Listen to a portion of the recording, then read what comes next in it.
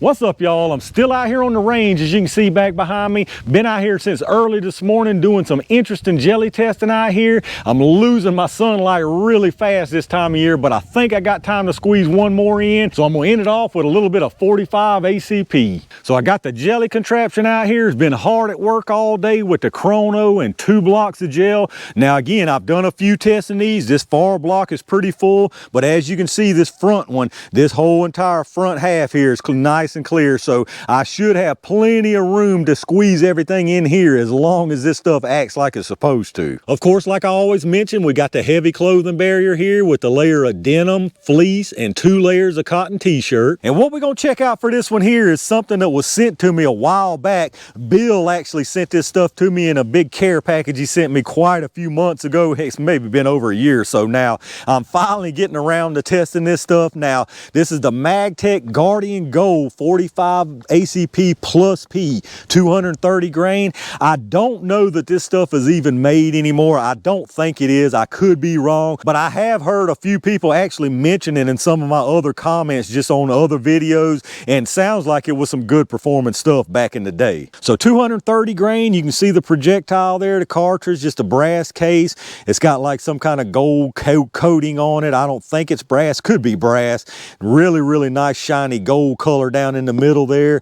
A big old fat 230 grainer. And now as far as ballistics on the box, they're saying 1,007 feet per second, and that's out of a 5-inch barrel that they've got listed here on the box. And as far as what we're gonna run these out of, we got a full size here, the Rock Island 1911 5-inch barrel, and then I'm only gonna drop down to the 4 1/4 on this one. My personal feelings on 45 ACPs, as far as 230 grain, I personally wouldn't run 230 in anything smaller than a Commander 4 1/4 like this. I would go with like a 185 if I went with something like a 3.5 inch or whatever. So we're gonna keep it to the upper end here with that 4 1/4 being the shortest one. So this should be an interesting one, and hopefully this oldie will be a goodie. Let me get it set up and let's see what it can do. All right, y'all, let's see how fast these things are moving. I'll do a 5-round average from each barrel length. We'll start out with the shorty Commander first.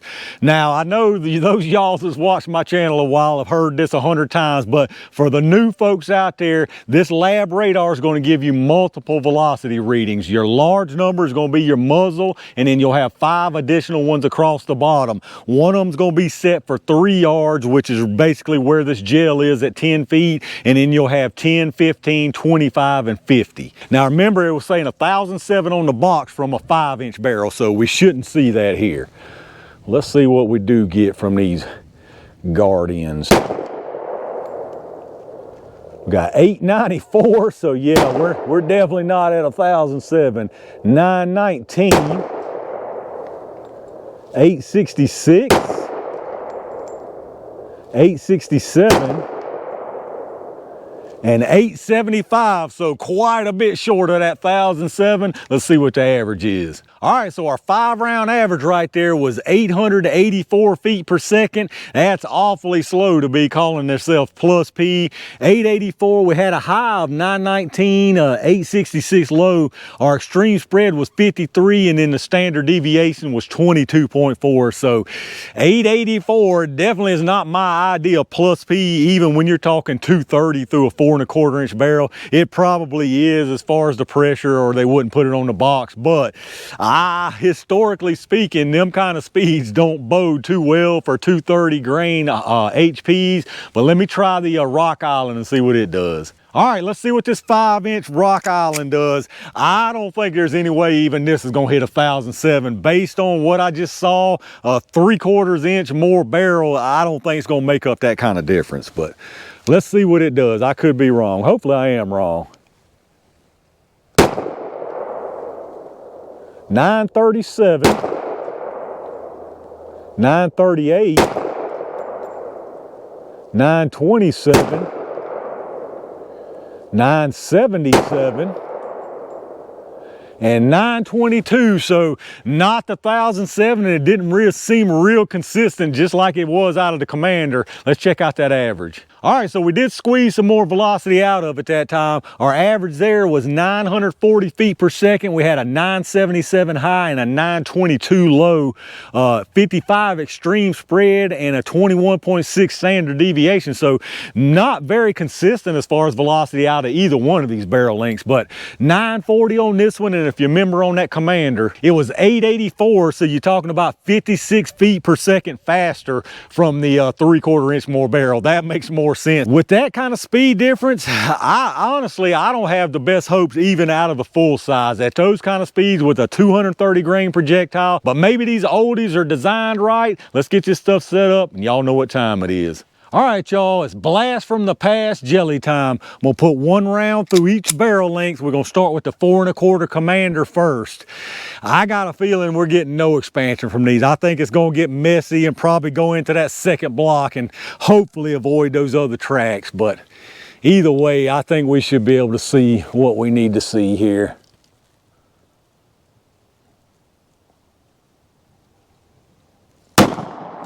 All right, that should have been perfect. Hopefully it didn't come out the side. Let me go see what I got.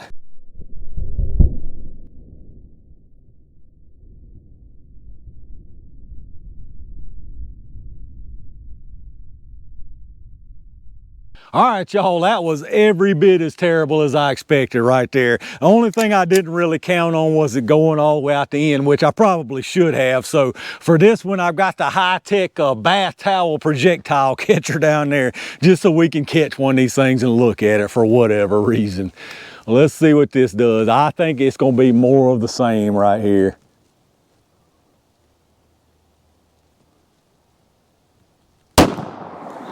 All right, I think I saw the towel shake. I don't know if that was just from the impact or what. Let's go see what we got.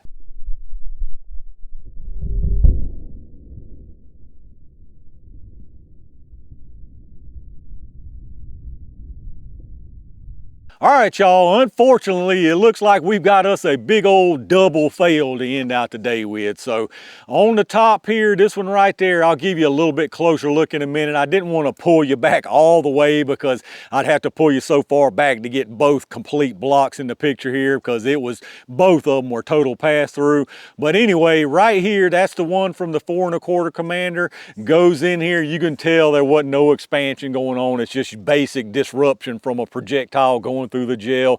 Goes all the way through this first block, clears it, and basically after that it's a tiny little pencil line all the rest of the way through that second block and out the end into the wild blue yonder down there. So then with my bath towel projectile catcher set up, we sent the one here from the 5-inch Rock Island, basically more of the same. Comes in again, you can tell there's no kind of expansion. Nice disruption here for not having any expansion at all, but carries in completely through the first block again into the second one and just a straight line zipping all the way through this second block. And I actually did catch that projectile in the first layer of towel down here. It didn't even go through one single layer of towel. So obviously there's no need to break out the tape measure for the penetration measurement. Both of them cleared both blocks, like I said. Again, a little closer look here. That's the one from the 4 1/4 inch Commander, and then that's the one from the 5-inch Rock Island. As you can see, they're completely independent of any other track, so there was no kind of interference. These projectiles just were not moving anywhere close to fast enough to get these things to expand. As you can see, again, on the top, we'll get this one on the bottom first because I get to give you a little different angle. So 5-inch Rock Island, as you can see, all the way through the second block, right out the end of the second block. And if we look right there, you can see the projectile didn't even go through one layer of towel. And then backing you back up a little bit, this little line right here, that's the one from the 4 1/4 inch Commander. I just wanted to show you from above. You can see it totally misses any other track. So this has got nothing to do with any kind of tracks causing less resistance or anything. You can see the two exits from both of them right out the end of the block. All right, y'all, definitely nothing exciting to look at here, but we may as well check out this one little pitiful projectile.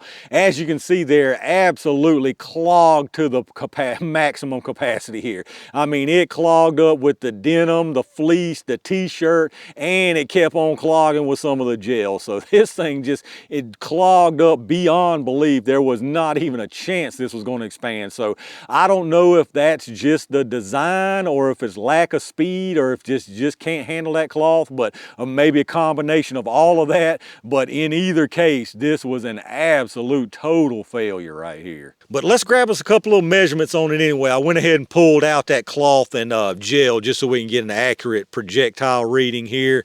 That started at 230. We're at 229.7, so absolutely nothing lost there. I mean, there was really no way it could lose anything because there was just no deformation, no even attempted expansion or anything. And then just a couple of quick measurements here. We'll get the base size on it. You got 447 that direction, and then you got 452 going this way, so maybe a little bit of squishing side to side anyway. And then as far as the length on it, you're looking at 624. And there you go, y'all, the Magtech Guardian Gold 45 ACP plus P. Absolutely pitiful stuff right here. These Guardians, not only are they not guarding the galaxy, these things ain't even guarding a block right here. I mean, these are just some poor performing rounds. Again, I mentioned at the beginning that, you know, I'd seen a few comments where people had talked about the good performance in the past on these things, but if I was going to make a guess, I would say this is probably another one of those cases where the legend is a whole lot more impressive than the actual performance. All right, y'all, that's a wrap for what was a pretty terrible 45 ACP test. And this sun's going down and the temperature's dropping fast, so that's gonna do it for today for me. This was definitely the worst performer of the day out here by far. I had another one that was a double fail that y'all probably already seen by now, but this was easily the worst of the bunch. But let me know what y'all think about it. Do any of y'all actually run some of this stuff? Do you still have some from back in the day? I know most people, or I wouldn't say most, but a lot of people who run 45 ACP are just going to run some 230 grain ball in it. And if you're running 230 grain, ball might be the smartest and safest choice. I've had a couple of 230 grain rounds do well, but generally speaking, you really have to bump it down to 185 to get a hollow point to expand really nicely. But let me know down in the comments anyway what you think about these things. If you did enjoy the video, reach down and hit that thumbs up button, subscribe to the channel, and make sure you've got your notifications turned on so hopefully you don't miss anything when I upload it. Again, a reminder, if you're doing some shopping, check out my affiliate links in the video description. Anything you buy from going through those links down there, I do get a kickback from them towards the channel, so I really do appreciate that. Once again, a huge thanks to all my Range Gang members and every single one of y'all for showing the support that y'all do. It is getting really chilly out here now with this wind blowing, so I'm getting out of here. I've got tons more stuff on the agenda, so be on the lookout. And in the meantime, stay safe, stay prepared, and I'll see you soon.